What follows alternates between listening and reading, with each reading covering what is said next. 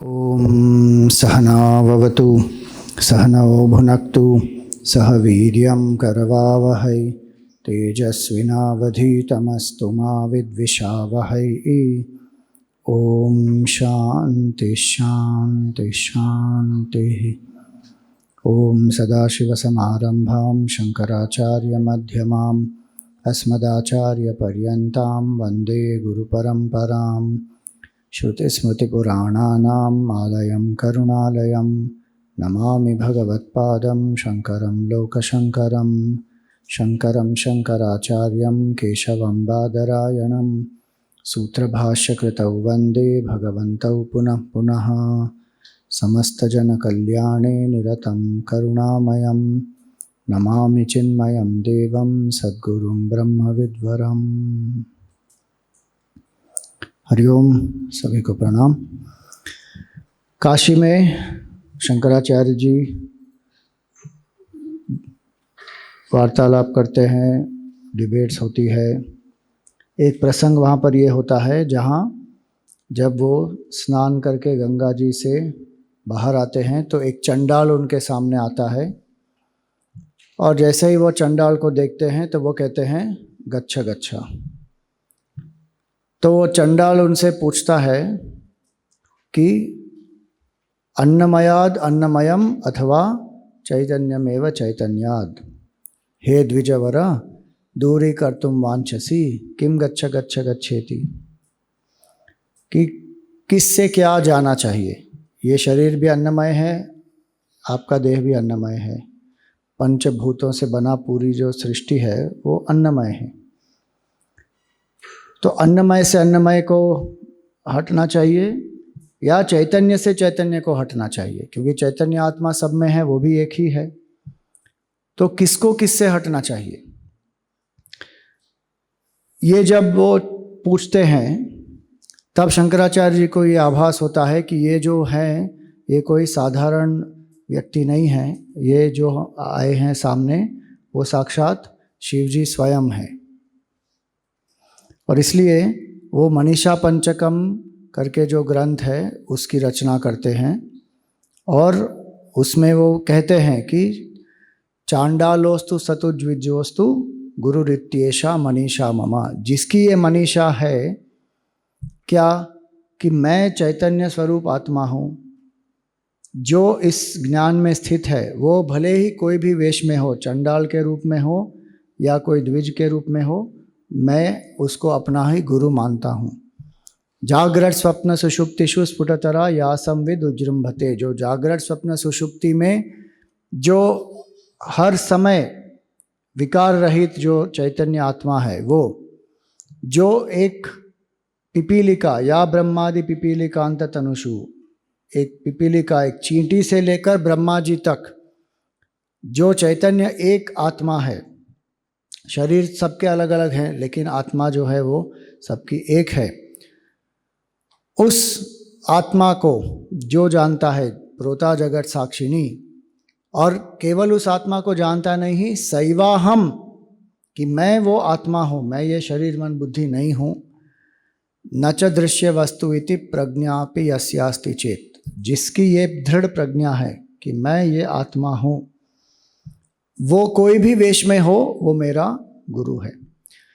तो ये देखते हैं हम, ऐसे जो प्रसंग आते हैं जो वर्ण व्यवस्था के बारे में लोग कहते हैं, शंकराचार्य जी ने यहाँ चंडाल को भी क्या कहा, अपना गुरु। क्योंकि वर्ण जो है वो मन से होता है, वो बाह्य रूप से नहीं होता। वर्ण का अर्थ ही होता है रंग। तो जो तीन गुणों से परे है, जिसका ज्ञान व्यक्ति को है कि मैं आत्मा हूँ, वो भले ही कोई भी वेश में हो। इसलिए ये बहुत एक महत्वपूर्ण प्रसंग होता है उनके जीवन में। मनीषा पंचकम की रचना होती है। उस मनीषा पंचकम में केवल 5 श्लोक हैं, लेकिन हर एक श्लोक एक फलश्रुति है और 4 श्लोक जो हैं वो एक एक महावाक्य के बारे में है। छोटा सा ग्रंथ है लेकिन बहुत महत्वपूर्ण है। फिर शंकराचार्य जी ने जब मनीषा पंचकम की रचना की तो शिव जी ने उनको आशीर्वाद दिया और शिव जी ने उनसे कहा कि अब जाओ पूरे भारत भर में भ्रमण करो और जो जो भ्रांतियां हैं, जो जो अलग अलग मत उत्पन्न हुए हैं, जो सनातन के विरोध में भी है, उन सब का खंडन करो और अद्वैत की जो महिमा है उसको पुनर्स्थापित करो। और उनके ही आदेश पर अलग अलग जो उन्होंने भाष्य लिखे और वहाँ से शंकराचार्य जी बद्रीनाथ जाते हैं, बद्री आश्रम में जाते हैं।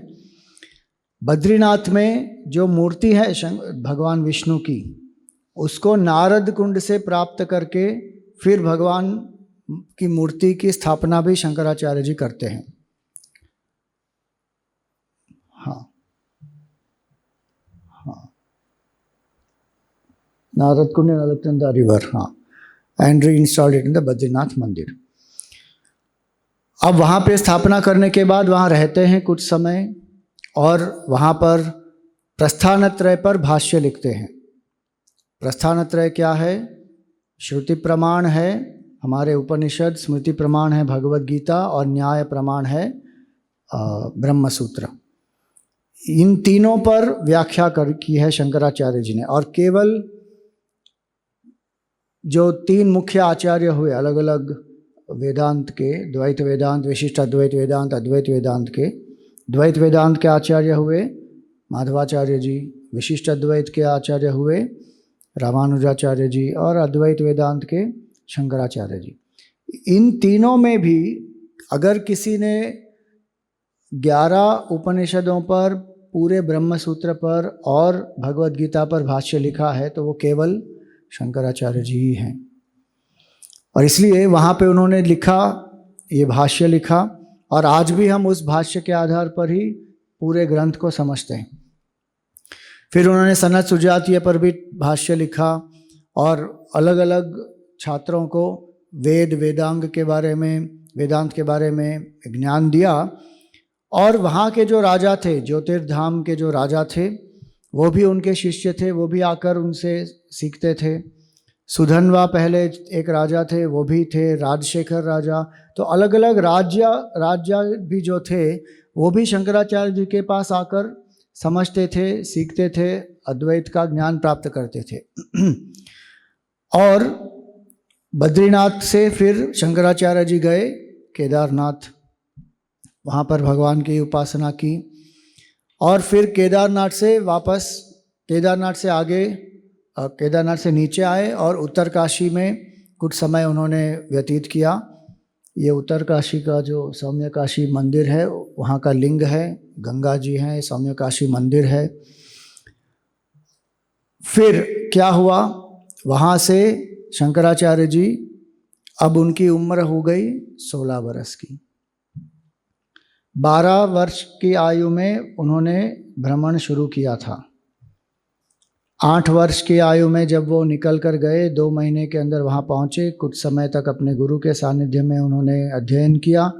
और 12 वर्ष की उम्र से फिर उन्होंने काशी जाकर भ्रमण इत्यादि शुरू किया। तो ये सब करते करते अब उनकी उम्र हो गई 16 वर्ष। और वहाँ पर एक वयोवृद्ध व्यक्ति आए थे और उनके साथ ब्रह्म सूत्र पर उनकी चर्चा हुई, बहुत दिन तक चली। और तब पद्मपाद को ये आभास हुआ कि ये जो व्यक्ति आए हैं वो कोई साधारण व्यक्ति नहीं है, क्योंकि शंकराचार्य जी के साथ इतनी गूढ़ जो उनका जो ये वाद विवाद चल रहा है, तो ये कोई साधारण व्यक्ति नहीं है। तो पद्मपादाचार्य ने एक श्लोक उच्चार किया, शंकर शंकर साक्षात व्यासो नारायणो हरिहि तयो विवादे संप्राप्ते किंकर किम करोम्यहम। मतलब शिवजी के ही रूप हैं शंकराचार्य जी और नारायण के रूप हैं वेद व्यास जी। इन दोनों के संवाद के बीच में मैं तो इतना तुच्छ एक किंकर हूँ, मैं एक सेवक हूँ, मैं क्या कर सकता हूँ। जैसे ही उन्होंने ये श्लोक की रचना करके उच्चार किया, तुरंत शंकराचार्य जी को समझ में आ गया कि मेरे सामने जो बैठे हैं वो हैं वेदव्यास जी स्वयं। तो उन्होंने उसी समय दंडवत प्रणाम किया और वेदव्यास जी बहुत प्रसन्न हुए कि जो उन्होंने भाष्य लिखा ब्रह्म सूत्र के ऊपर, वेदव्यास जी उनकी परीक्षा के लिए आए थे। और जब ये डिबेट हो रही थी तो उनको समझ में आ गया कि ये जो इन्होंने लिखा है बहुत ही सुंदर लिखा है और इसको ज़्यादा से ज़्यादा लोगों तक पहुंचना चाहिए। इसीलिए उनकी आयु को 16 वर्ष और उन्होंने बढ़ा दिया। उनकी आयु निर्धारित थी केवल 16 वर्ष की, तो ये उनका आखिरी साल होना चाहिए था, लेकिन इस ज्ञान को ज़्यादा से ज़्यादा लोगों तक पहुंचाने के लिए 16 वर्ष और उन्होंने शंकराचार्य जी की आयु का वर्धन किया। अब वहाँ से शंकराचार्य जी आगे बढ़ते हैं और यमुना नदी के किनारे आते हैं। शंकराचार्य जी अलग अलग तीर्थ क्षेत्रों में भी जाते हैं, कुरुक्षेत्र में, इंद्रप्रस्थ, वृंदावन, मथुरा इत्यादि जाते हैं वहाँ पर। और फिर वे प्रयागराज पहुँचते हैं और वहाँ पर वो देखते हैं कि कुमरिल भट्ट है, जो पूर्व मीमांसा के एक बहुत बड़े विद्वान थे। और कुमरिल भट्ट जो हैं वो बौद्धों का जो भाव था हिंदू धर्म के प्रति, और उसके कारण हिंदू बौद्ध धर्म के प्रति बहुत सारे लोग जा रहे थे कन्वर्ट होके, तो उनको बौद्ध धर्म के बारे में जानना था। लेकिन अगर वो एक वैदिक ब्राह्मण के रूप में वहाँ पर जाते तो वो उनको एक्सेप्ट नहीं करते। तो उन्होंने क्या किया, उन्होंने धर्मकीर्ति नामक जो बौद्ध गुरु थे उनको गुरु मानकर अपने आप को एक बौद्ध के रूप में प्रस्तुत करके वहाँ पर वो बौद्ध धर्म की शिक्षा लेने लगे। और हर रोज बहुत सारा खंडन होता था सनातन धर्म के बारे में, वैदिक धर्म के बारे में। तो कुछ समय तक तो वो उसको सहन करते रहे, लेकिन जब उनसे सहन नहीं हुआ तब वो वहाँ पर प्रकट कर दिया उन्होंने कि मैं बौद्ध नहीं हूँ। और उनको बौद्ध धर्म छोड़ के जाना था, लेकिन ये जो बौद्ध थे वो उनको जाने नहीं देंगे। उन्होंने क्या किया, उनको बांधकर एक पर्वत से धकेल दिया उनको मारने के लिए। लेकिन कुमरिल भट्ट की आस्था थी वेद में, केवल उनमें थोड़ी सी श्रद्धा की कमी थी। उनको लगा कि क्या वेद मेरी रक्षा करेंगे, एक छोटा सा संदेह आया उनके मन में। इसीलिए वेदों ने उनकी रक्षा तो की, लेकिन उनकी आंख चली गई क्योंकि उतना थोड़ा सा संदेह था। अब कुमरिल भट्ट को ये भी आभास हुआ कि मैंने गुरुद्रोह किया है, अपने गुरु से मैंने सच नहीं कहा, मैंने झूठ कहा और मैंने विद्या प्राप्त की। ये विद्या फलित नहीं होगी इस तरह से जो प्राप्त की हुई विद्या होती है, तो इसलिए उनको प्रायश्चित्त करना था। तो उन्होंने क्या किया, तुशानल में वो एक क्या कहते हैं, जीवंत अपने आप को, इमोलेशन को क्या कहते हैं हिंदी में, ही इमोलेटेड हिमसेल्फ, मतलब आत्मदाह किया। अब जब वहाँ पर वो बैठे थे और अग्नि के बीच में वो बैठे हैं वहाँ पर, और शरीर तो भस्म होगा कुछ समय में, शंकराचार्य जी उसी समय वहाँ पर पहुँचते हैं और उनसे डिबेट करने के लिए देखते हैं कि अभी इस परिस्थिति में कैसे हो सकता है। कुमरिल भट्ट पूर्व मीमांसा के सबसे बड़े महान विद्वान थे, लेकिन वो तो हो नहीं पाएगा। लेकिन वहाँ पर कुमरिल भट्ट उनको कहते हैं कि आप जाकर विश्व रूप से मिलो, वो मेरे ही शिष्य हैं और आप उनसे चर्चा कीजिए। तो शंकराचार्य जी फिर वहाँ पर जाते हैं और जाने से पहले कुमरिल भट्ट शंकराचार्य जी से कहते हैं कि आप तारक मंत्र का उपदेश दीजिए ताकि मैं मुक्ति को प्राप्त हो जाऊं, मेरा देह का त्याग हो। तो शंकराचार्य जी उनको तारक मंत्र सुनाते हैं और फिर उनका देह त्याग होता है वहाँ पर। अब ये आते हैं शंकराचार्य जी माहिष्मति में। ये माहिष्मति कहाँ पर है? मध्य प्रदेश में है। कितने लोग आप गए हैं वहाँ पे? एक जगह पर जहाँ पर ये शंकराचार्य जी और मंडन मिश्र, विश्वरूप या मंडन मिश्र की जो डिबेट हुई थी, नर्मदा परिक्रमा जब हम करते हैं ना तब वो आता है बीच में, तो वहाँ जाने का एक अवसर मुझे प्राप्त हुआ था। वहाँ जाकर आनंद भी हुआ लेकिन दुख भी हुआ, क्योंकि वो बहुत एकदम साधारण जगह जैसे मेंटेन किया हुआ है उसको, it is not maintain properly. इतने बड़ी हस्ती वहाँ पर आई थी, इतना बड़ा एक प्रसंग वहाँ पर हुआ, 18 दिन तक उनका वाद विवाद चलते रहा। और उसमें जज कौन थी? मंडन मिश्र की पत्नी उभय भारती। उनको उभय भारती क्यों कहते हैं? क्योंकि विवाह के पहले भी उनको वो वेद का अध्ययन करती थी और वो बहुत वेद में पारंगत थी, और विवाह के बाद भी उनका वेद का अध्ययन कंटिन्यू रहा। तो जो लोग ये कहते हैं कि वेदों के अध्ययन का या उसके उच्चारण का अधिकार स्त्रियों को नहीं है, तो उभय भारती कैसे करती थी? तो उभय भारती जी वहाँ पर एक न्यायाधीश के रूप में थी वहाँ पर कि भाई डिसाइड करे कि कौन जीतेंगे। और उन्होंने क्या किया था, दोनों के गले में एक हार पहनाया था कि जिसकी माला सूख जाएगी वो हार गया।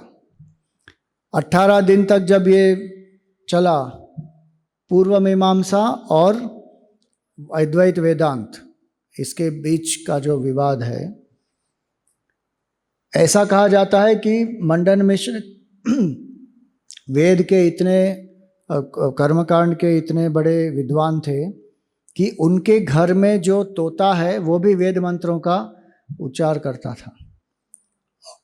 शंकराचार्य जी ने जब पूछा लोगों को कि कहाँ पर मिलेंगे मंडन मिश्र, तब लोगों ने यही परिचय दिया था कि जिनके घर के तोते भी वेद मंत्रों का उच्चार करते हैं वो घर मंडन मिश्र का है। और जो पूर्व मीमांसा के अनुयायी होते हैं उनका भाव भी यही होता है कि वेदों के मंत्रों का प्रयोजन क्या है, या तो कर्म में उसका प्रयोजन होना चाहिए या केवल वो चैंटिंग के लिए है बस। आम्नायस्य क्रियार्थत्वात्, अगर कुछ लिखा है तो वो कर्म में उसका प्रयोजन होना चाहिए, अगर वो कर्म कांड में उसका प्रयोग नहीं है तो वो केवल चैंटिंग के लिए है बस। तो उपनिषदों को वो मानते नहीं, इसलिए जब वेदों का भी उच्चार करते हैं तोते वहाँ पर, तो शंकराचार्य जी वहाँ पहुँचे, 18 दिन का उनका संवाद हुआ और आखिरी में क्या हुआ, मंडन मिश्र हार गए। लेकिन उभय भारती ने उनसे कहा कि मैं उनकी अर्धांगिनी हूँ और जब तक आप मुझे नहीं हराएंगे तब तक ये आपकी विजय पूर्ण नहीं कही जाएगी। तब उन्होंने शंकराचार्य जी के साथ वाद विवाद किया। अब उसमें आप देखो, वहाँ पर भी जब शंकराचार्य जी को उभय भारती ने कहा कि मुझे आपके साथ विवाद करना है, तब शंकराचार्य जी ने ये नहीं कहा कि आप तो स्त्री हैं, आपसे हम विवाद कैसे करेंगे। ये धारणाएं जो आई हुई हैं सनातन धर्म में कि स्त्रियों को अधिकार नहीं है, स्त्रियां वेद का पाठ नहीं कर सकती, अध्ययन नहीं कर सकती, ये पतन के कारण हुआ है और इसके कारण भी हमारा पतन हुआ है।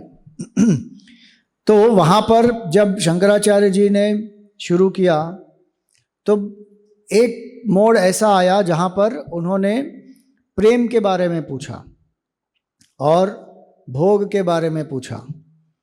तब शंकराचार्य जी ने कहा कि मैं तो बाल ब्रह्मचारी हूँ, मुझे वैवाहिक भोग के बारे में पता नहीं है। उन्होंने समय मांगा और एक राजा जो कुछ ही समय पहले जिनका देहावसान हुआ था उनके शरीर में प्रवेश किया संभोग करके जाना, उसके बाद वापस आए, अपने शरीर में प्रवेश किया और उभय भारती के जो प्रश्न थे उनका उत्तर दिया और उभय भारती को भी परास्त किया। शंकराचार्य जी के 108 जो नाम है उसमें भी एक नाम उनका आता है कि परकाय प्रवेशकाय नमः, जिन्होंने परकाया प्रवेश किया। और जब उभय भारती ने देखा कि शंकराचार्य जी ने ठीक से उत्तर दे दिया तो उन्होंने भी अपनी हार स्वीकार की। और ये उभय भारती कौन है? वे सरस्वती देवी का ही अवतार हैं। तो उभय भारती को ही निवेदन किया शंकराचार्य जी ने कि आप आइए, और श्रृंगेरी में जो उन्होंने पहले मठ की स्थापना की, वहाँ सरस्वती देवी शारदाम्बा के रूप में जो विराजमान है वो उभय भारती हैं। अब शंकराचार्य जी ने एक कंडीशन भी रखी हुई थी कि जो इस विवाद में हार जाएंगे उसको जो जीतेगा उसका आश्रम स्वीकार करना पड़ेगा। अब देखो how high are the stakes of the debate. अगर शंकराचार्य जी हार जाते तो उनको क्या करना पड़ता? संन्यास त्याग करके गृहस्थ जीवन अपनाना पड़ता। और अगर मंडन मिश्र हार जाएं तो उनको संन्यास लेना पड़ेगा। तो शंकराचार्य जी से जब वो हारे तब उन्होंने संन्यास स्वीकार किया और शंकराचार्य जी ने उनको सुरेश्वराचार्य के नाम से दीक्षित किया। तो अब तक कितने मुख्य 4 शिष्यों में से 2 हो गए। क्या क्या नाम देखे हमने? पद्मपादाचार्य जी और सुरेश्वराचार्य जी। अब शंकर दिग्विजय शुरू होता है जब शंकराचार्य जी पूरे देश में अलग अलग जगह पर भ्रमण करते हैं। तो दक्षिण की यात्रा शुरू होती है, फिर नासिक, पंचवटी, पंढरपुर, फिर वापस श्रीशैलम आते हैं। और श्रीशैलम जब वो आते हैं वहाँ पर, तो वहाँ पर कापालिकों के साथ उनका एक प्रसंग उत्पन्न होता है वहाँ पर कि वहाँ पर एक उग्र भैरव थे और उसको एक नर बलि देनी थी। तो उन्होंने शंकराचार्य जी की नर बलि देने का निश्चय किया। शंकराचार्य जी ने भी सहमति दे दी। और जब रात को सब सो गए थे तब चुपचाप शंकराचार्य जी उठकर वहाँ पर गए और इसने नर बलि की सब तैयारी भी कर ली। पद्मपादाचार्य जी को ये एक आंतरिक प्रेरणा हुई कि मेरे गुरु किसी कष्ट में है, कहाँ पर गए हैं वो। और वो ढूंढते ढूंढते वहाँ पर पहुँचे और वहाँ उन्होंने क्या देखा कि ये बलि देने के लिए सब कुछ तैयार हुआ है और शंकराचार्य जी भी वहाँ पर बैठे हैं। वहाँ पर उन्होंने नरसिम्हा भगवान का आवाहन किया और उस कापालिक को ही मार दिया। ये नर बलि की प्रथा क्यों है? एक्चुअली ये प्रथा है ही नहीं, ये कापालिकों ने, तांत्रिकों ने ये शुरू की हुई है वहाँ पर। और जो देवता होते हैं, कुछ ऐसे देवता भी होते हैं जिसको हम भगवान नहीं कहते, जो दे आर लोअर पावर्स, उनको मांस की इत्यादि बलि दी जाती है। बलि शब्द का अर्थ होता है देना। सिंपल वर्ड मीनिंग बलि शब्द का अर्थ क्या होता है? देना। इसलिए कई जगह पे आप देखेंगे मंदिर में भी बलि पीठ होता है। तो उस बलि पीठ पे क्या किया जाता है? लोगों को लगता है बलि पीठ का अर्थ होता है वहाँ पर किसी पशु को लाकर उसकी बलि ही देंगे। आप फूल भी रख सकते हैं वहाँ पर, फल भी रख सकते हैं, भगवान को दे सकते हैं। उसका बलि पीठ का एक अर्थ ये होता है। और हमको क्या मारना है? अपने अंदर जो हमारे पशुता है उसको हमको मारना है। तो कई जो देवता होते हैं उनको कुछ मांस की आवश्यकता हो सकती है, लेकिन भगवान को इसकी कोई आवश्यकता नहीं होती है। तो इसलिए यहाँ पर शंकराचार्य जी को पद्मपादाचार्य जी ने वापस एक और बार बचाया। फिर वहाँ से वो आते हैं महाबलेश्वर लिंग जो गोकर्ण में है, वहाँ पर वो जाते हैं और वहाँ शैव भक्तों के साथ उनकी चर्चा होती है। और जो द्वैत भाव होता है शैव भक्तों का, कि परम सिद्धि क्या है, केवल कैलाश में जाके रहना है शिव जी के साथ। वहाँ पर उनके साथ चर्चा होती है और वापस वो अद्वैत की पराकाष्ठा के बारे में समझाते हैं, उनको स्थापित करते हैं कि अद्वैत ही सबसे बड़ी उपलब्धि है। द्वैत कितना भी हम कर लें, हम में जो अपूर्णता है वो नष्ट नहीं होगी। तो शंकराचार्य जी वहाँ से जाते हैं मूकांबिका मंदिर में, कोल्लूर मूकांबिका में। वहाँ पर मूकांबिका में जाते हैं और एक जो दंपति है उनका जो एक पुत्र था, बहुत ही कम आयु में देह का त्याग हो गया था और वो बहुत ही आहत थे, दुखी थे। उस पुत्र को शंकराचार्य जी वापस जीवित करते हैं वहाँ पर कोल्लूर मूकांबिका में। और कुछ ही दूर वहाँ से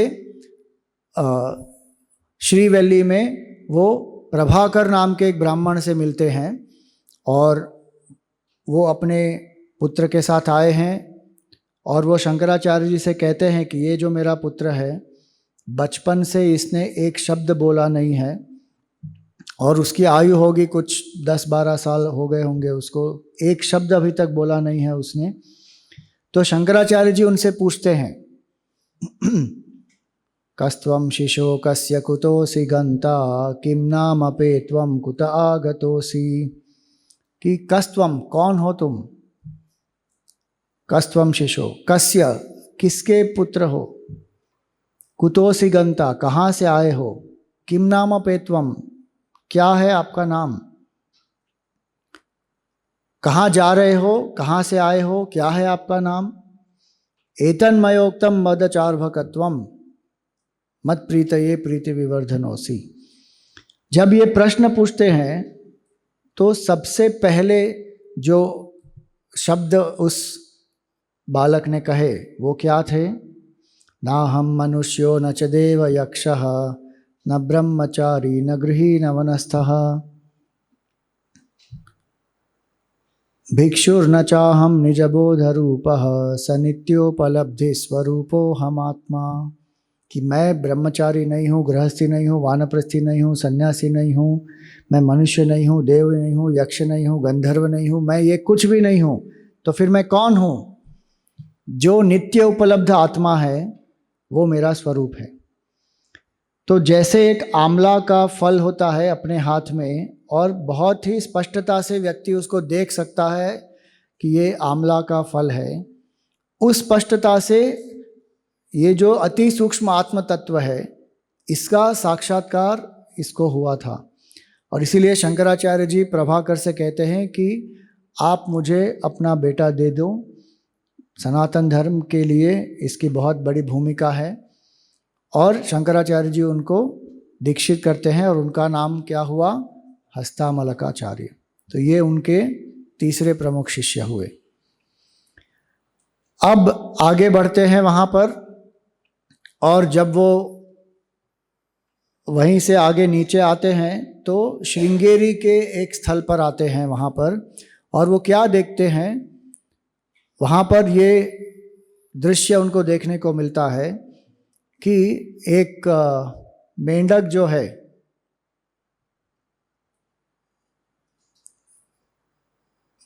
फेमिनिन फॉर्म में मेंढक को क्या कहते हैं, मेंढकी, वो गर्भवती थी और उस गर्भवती मेंढकी को एक नाग जो है वो उसकी रक्षा कर रहा था।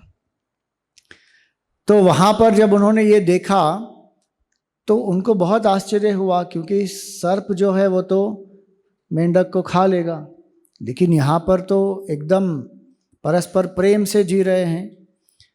तब उनको ये दृश्य उन्होंने कहाँ देखा था, जब वो ओमकारेश्वर जा रहे थे ना, तब उन्होंने ये देखा था। उनको ये जगह मन में याद रह गई थी। तो वहाँ जाकर उन्होंने ये जो श्रृंगेरी मठ है उसकी स्थापना की। पहला मठ जो श्रृंगेरी मठ हुआ उसकी स्थापना शंकराचार्य जी ने की वहाँ पर। और वहाँ से फिर आगे बढ़े तो वहाँ पर शारदाम्बा की भी प्रतिष्ठा हुई, और आज अगर आप वहाँ पर जाएंगे तो वहाँ पर एक विद्याशंकर मंदिर भी है। ये विद्याशंकर मंदिर है वहाँ का, जो विद्यारण्य स्वामी के लिए विद्यारण्य स्वामी ने उनके गुरु के लिए बनाया हुआ है। तो वो ये पूरा मंदिर जो है वह श्री चक्र के रूप में है, ऊपर से देखेंगे तो। और शंकराचार्य जी ने वहाँ पे श्री चक्र की स्थापना की, शारदाम्बा की मूर्ति के पहले श्री चक्र की स्थापना की, उसके बाद शारदाम्बा की मूर्ति की स्थापना की वहाँ पर।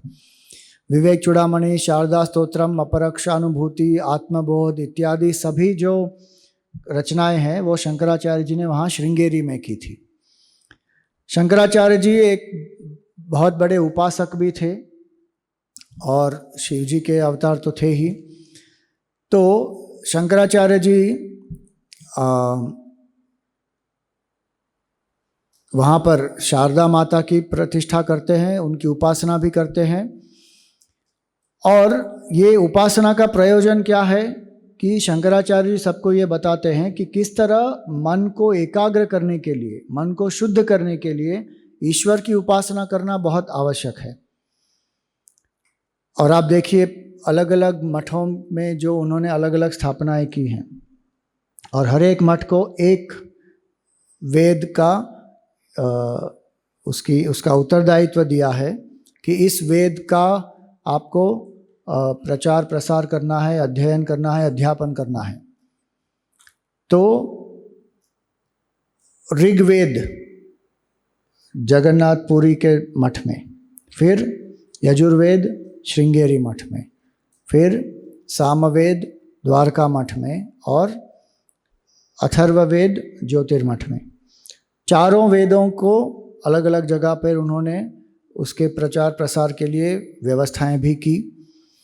उपासना पद्धतियां भी बहुत सारी उन्होंने स्थापित की, किस तरह पूजा करनी चाहिए, उसमें क्या वर्जित है, क्या नहीं वर्जित है, क्या उसकी मेथड्स होती है।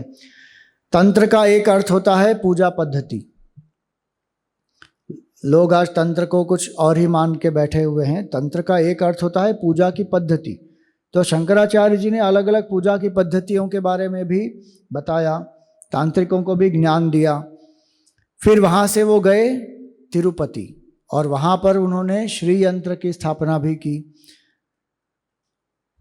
अब उनके चौथे जो शिष्य थे वो हैं तोटकाचार्य जी, जो गिरि नाम से उनकी सेवा करते थे, लेकिन बहुत ही उनका भाव था अपने गुरु के प्रति, गुरु निष्ठा थी, और बहुत ही श्रद्धा से वो अपने गुरु की सेवा करते थे।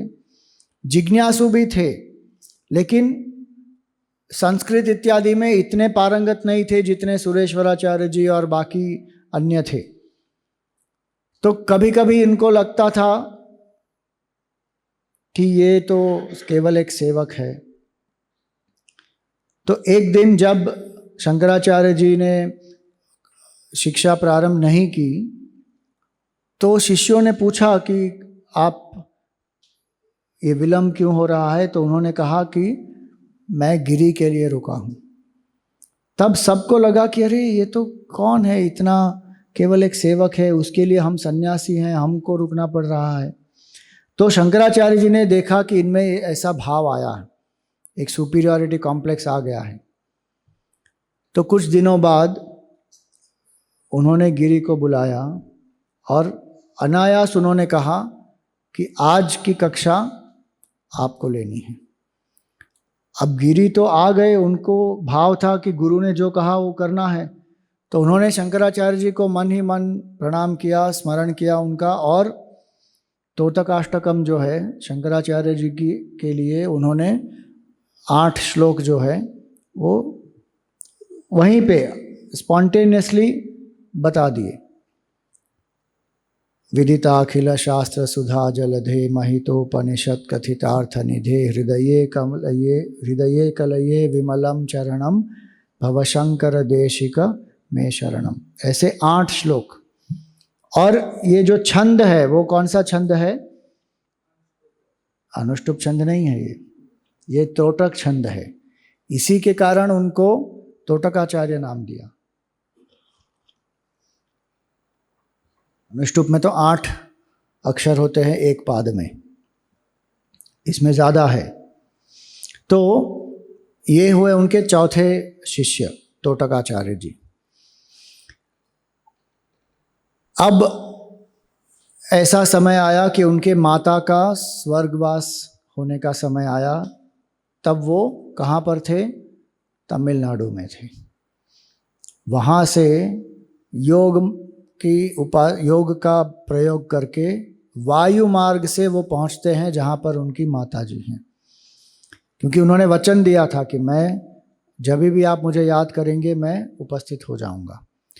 तो वहाँ पर जाते हैं कालड़ी, और अपने माता के साथ अंतिम समय में वो रहते हैं। और उनको सबसे पहले वो शिव भुजंगम की रचना करते हैं। तो जैसे ही वो शिव भुजंगम की रचना करते हैं तो शिव जी के गण आ जाते हैं वहाँ पर उनकी माता जी को ले जाने के लिए, और वो बहुत भयभीत हो जाती हैं कि अरे ये शिव जी के गण आ गए, क्योंकि शिव जी के गण बहुत ही भयानक होते हैं।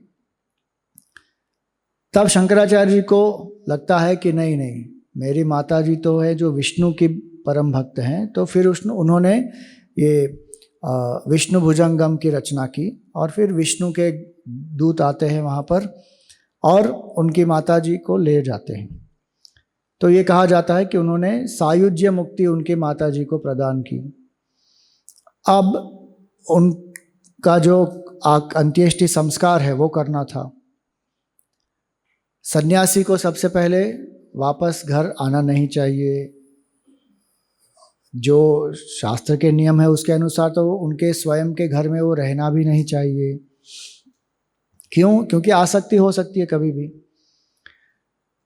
लेकिन वो किस परिस्थिति में आए थे? एक विशेष परिस्थिति में आए थे, और उन्होंने अपनी माता को वचन दिया था। लेकिन वो आए, अपने घर में आए, और उन्होंने फिर अपनी माता जी का अंतिम संस्कार भी किया। सन्यासी को तो वो सब नहीं करना चाहिए, लेकिन उन्होंने किया। तो इसके कारण ब्राह्मणों ने और उनके ही परिवारजनों ने क्या किया? उनका बहिष्कार किया। आप देखो, इतने महान जो संत हैं जिन्होंने अपने देश के लिए इतना कुछ किया, संस्कृति के लिए इतना किया, धर्म के बचाव के लिए इतना सब किया, उनको भी बहिष्कृत किया गया। ये हमारे हिंदुओं की विडंबना है कि हिंदू अपने जो साधु संत महात्मा हैं उनको भी पहचानते नहीं हैं, और एकदम जो लिखा है उसके ऊपर ही अटक जाते हैं। उसका जो भावार्थ है और उसके लिए जो उसका जो मेन प्रयोजन है वो भूल जाते हैं कई बार। तो शंकराचार्य जी को उन्होंने बहिष्कृत किया।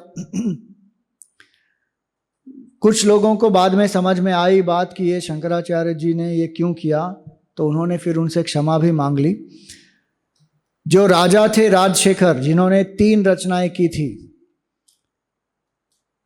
उन्होंने ये जाना कि शंकराचार्य जी आए हैं वापस केरल में, तो वापस उनको मिलने गए और उन्होंने कहा शंकराचार्य जी से कि जो मैंने 3 रचना की थी वो लुप्त हो गई। तब शंकराचार्य जी ने क्या कहा?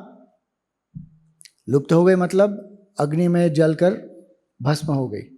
तब शंकराचार्य जी ने कहा कि कोई बात नहीं, आप लिखो। और पूरी की पूरी 3 कॉम्पोजिशंस उन्होंने वापस उनको डिक्टेट कर दी और वापस उन्होंने पूरी लिख ली। उन्होंने कब सुनी थी? ये 6 वर्ष की आयु में। तो ये है शंकराचार्य जी की महिमा। और शंकराचार्य जी जैसे हमने कहा अलग अलग उनके 4 मुख्य शिष्य थे, लेकिन उनके साथ दूसरे अन्य शिष्य भी थे। तो यहाँ पर उनके नाम भी दिए गए हैं: समितपाणि, चिद्विलास, ज्ञानकंड, विष्णुगुप्त, शुद्धकीर्ति, भानुमरीच, कृष्णदर्शन, बुद्धविरिचि, पाद शुद्धांत, आनंदगिरी, सुधन्वा, उज्जैन के राजा, ऐसे अलग अलग बहुत सारे उनके शिष्य भी हुए।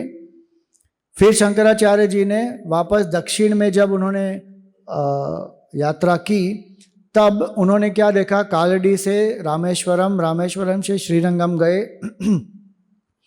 और वहाँ पर उन्होंने वैष्णवों के बीच में भी बहुत सारा मतभेद देखा।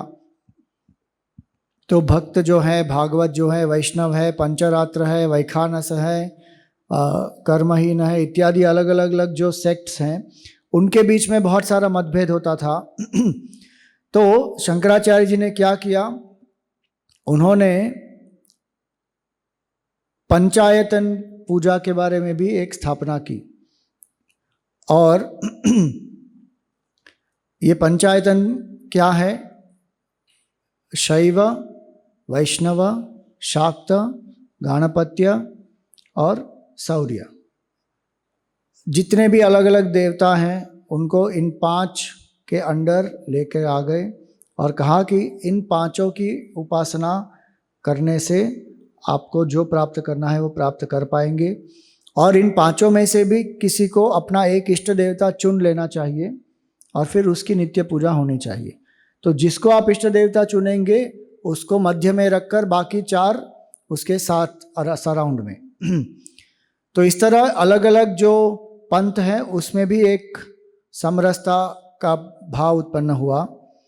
फिर कांचीपुरम भी गए और वहाँ पर जो दुर्दशा थी भगवान शिव जी के और विष्णु भगवान के मंदिरों की, वहाँ के जो राजा थे, पल्लव राजा जो थे, उनको बताकर उन मंदिरों का भी जीर्णोद्धार हुआ। और तांत्रिक वहाँ पर बहुत एक्टिव थे उस समय, तो उन्होंने तांत्रिक यंत्र वहाँ पे स्थापित किया कामाक्षी देवी के मूर्ति के नीचे।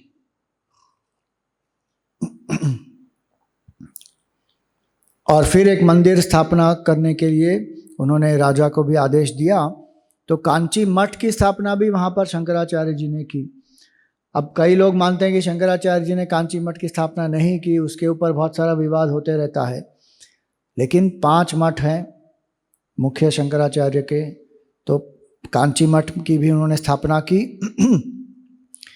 और वहाँ से आगे गए विदर्भ के क्षेत्र में, वहाँ पर भी कापालिकों के साथ उनकी वाद विवाद हुई। और वहाँ पर एक समय ऐसा हुआ कि कापालिकों ने हथियार उठा लिए शंकराचार्य जी को उन पर आक्रमण करने के लिए। तो उनके साथ जो सुधन्वा राजा के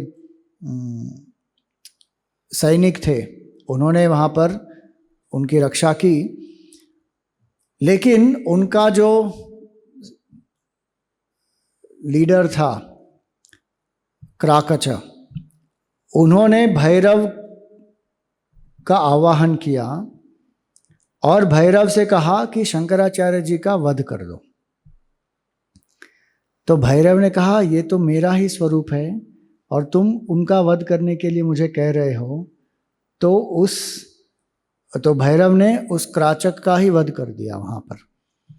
कहने का अर्थ क्या है कि कई लोग जो हैं वो बहुत डरते हैं, स्वामी जी ये ब्लैक मैजिक कोई कर रहा है मेरे ऊपर।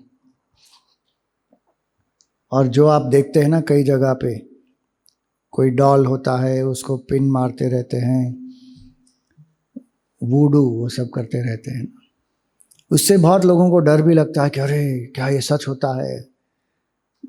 ब्लैक मैजिक है, अथर्ववेद में भी है, लेकिन अगर आपकी इष्ट देवता की उपासना स्ट्रांग है तो आपको कुछ नहीं होगा। जो आपके ऊपर जो प्रयोग करना चाहते हैं उसी पर वो रिबाउंड होकर चला जाएगा। इसलिए हमको क्या करना है, हमको अपनी साधना करनी चाहिए। तो शंकराचार्य जी को वहाँ पर भैरव ने बचाया। फिर जगन्नाथपुरी भी गए वहाँ पर, और वहाँ पर भी जैसे बद्रीनाथ में उन्होंने नारद कुंड से मूर्ति प्राप्त करके फिर स्थापना की, उसी तरह कहा जाता है कि शंकराचार्य जी ने जगन्नाथ जी की भी मूर्ति जो थी वो चिल्का लेक में वहाँ पर पाई गई थी, क्योंकि आक्रांताओं के डर से भगवान को वहाँ पर छुपा दिया गया था। तो भगवान शंकराचार्य जी ने वापस वहाँ पर उनकी प्रतिष्ठा की। फिर वहाँ से प्रयागराज गए, वहाँ पर शून्यवादी जो होते हैं उनसे उनकी चर्चा हुई, उनको भी हराया। और 12 साल के बाद वो काशी वापस आए, 3 महीना वहाँ पर रहे। और उस समय उन्होंने देखा कि एक वृद्ध व्यक्ति जो है वो संस्कृत के ग्रामर व्याकरण के जो रूल्स हैं उसको कंठस्थ करने का प्रयास कर रहे हैं, डुक्करण करने इत्यादि। तब उनको देखकर शंकराचार्य जी ने भज गोविंदम की रचना की। भज गोविंदम गोविंदम भज मूढ़मते, कि गोविंद का भजन करो हे मूढ़, संप्राप्ते सन्निहिते काले, जब मृत्यु का समय पास आएगा तब नहीं रक्षति डुक्करण करने, ये नियम जो है व्याकरण के वो आपकी रक्षा नहीं करेंगे। उसका अर्थ क्या हुआ? कई लोग ये लाइन कोट करते हैं कि नहीं संस्कृत ग्रामर नहीं सीखना चाहिए, क्यों? नहीं रक्षति डुक्करण करने।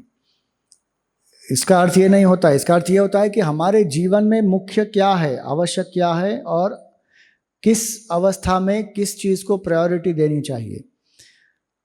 शंकराचार्य जी उज्जैन भी जाते हैं, महाकाल की पूजा करते हैं, फिर वहाँ से गुजरात प्रदेश में भी जाते हैं, गांधार तक भी जाते हैं, गिरनार, सोमनाथ, प्रभास तीर्थ जहाँ पर कृष्ण भगवान ने अपना देह त्याग किया, देहोत्सर्ग वहाँ पर है, द्वारका, अलग अलग जगह पर वो वहाँ पर जाते हैं। फिर पुष्कर जाते हैं और ऊपर आगे जाते जाते फिर वो कश्मीर में भी प्रवेश करते हैं और वहाँ पर सर्वज्ञ पीठ है जो सर्वोच्च स्थान है।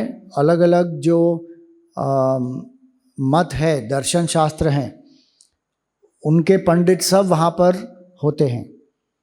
आज आप देखिए हमारी क्या दुर्दशा है। लोग ये कहते हैं कि कश्मीर हमें भारत का भाग पहले से था ही नहीं, लेकिन कश्मीर शैविज़म पूरा वहाँ से शुरू हुआ है, सर्वज्ञ पीठ वहाँ पर था, आज वो पीओके में है। तो ये सर्वज्ञ पीठ पर चढ़ने के लिए, वहाँ पर विराजमान होने के लिए आपको अलग अलग दार्शनिकों से वाद विवाद करके उनको परास्त करना होता है। तो वहाँ पर 4 द्वार हैं। तो ये कहा जाता है कि जो दक्षिण द्वार था वहाँ पर उन्होंने नैयायिकाओं और वैशेषिकों को परास्त किया। फिर दूसरे द्वार पर उन्होंने सांख्यों को और योग सूत्र वालों को परास्त किया। फिर तीसरे में उन्होंने जैन और बौद्धों को परास्त किया और आखिरी द्वार में उन्होंने पूर्व मीमांसकों को परास्त किया और सर्वज्ञ पीठ पर उनकी प्रतिष्ठा हुई।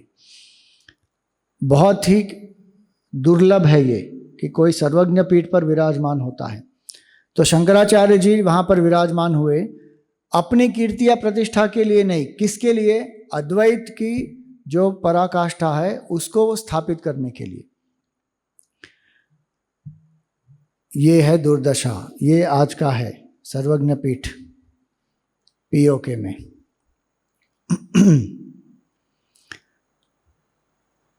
वहाँ पर शंकराचार्य जी ने शारदा माँ की उपासना भी की, वहाँ पर उन्होंने अलग अलग प्रवचन भी किए और वहीं पर उन्होंने अनात्म श्री विग्रह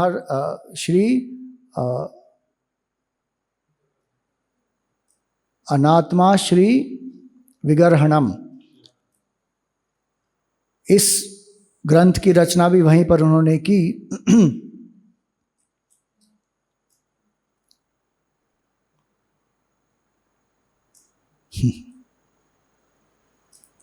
बाह्य जो वहाँ का आकर्षण है वो देखकर अंतरात्मा को भूल गए थे कुछ शिष्य। उसके लिए शंकराचार्य जी ने इसकी, ये जो देख रहे हैं हम, ये अनात्म वस्तु है, इसकी रचना उनको उनके शिष्यों के लिए की। इसका अर्थ क्या हुआ कि जो कश्मीर प्रदेश था वो इतना सुंदर था कि जो उनके शिष्य थे वो देखकर ही वो बिल्कुल मुग्ध हो गए और अनात्मा को आत्मा समझने लगे। वहीं पर रहकर कश्मीर के जो राजा थे उन्होंने उनके रहने की व्यवस्था भी की थी।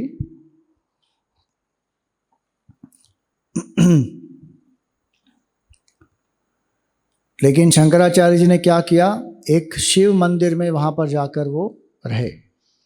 उसी को आज क्या कहते हैं, शंकराचार्य हिल कहते हैं।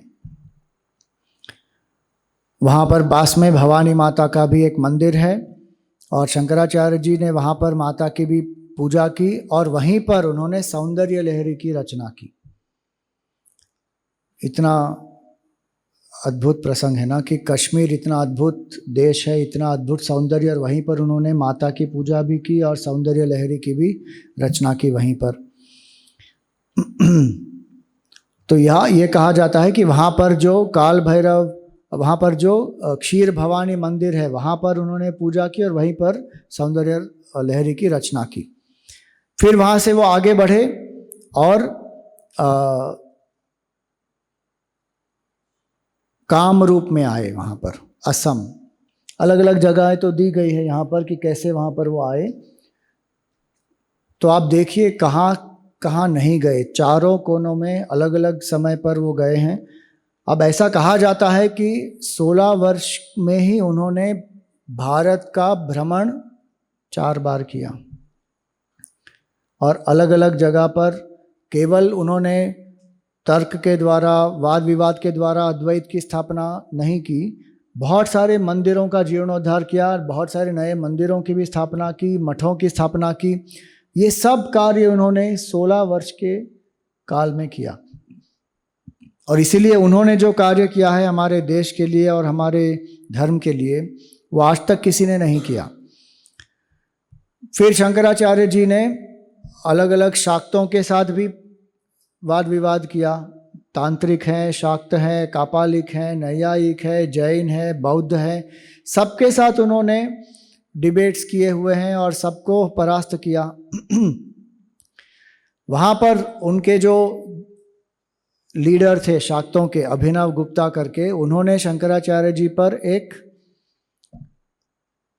ईविल स्पेल को क्या कहेंगे,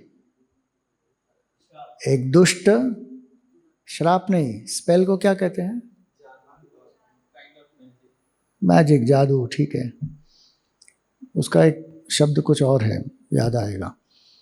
तो ही cast a bad spell on Shankaracharya ji, और उससे क्या होता है, रोग होता है एक्चुअली।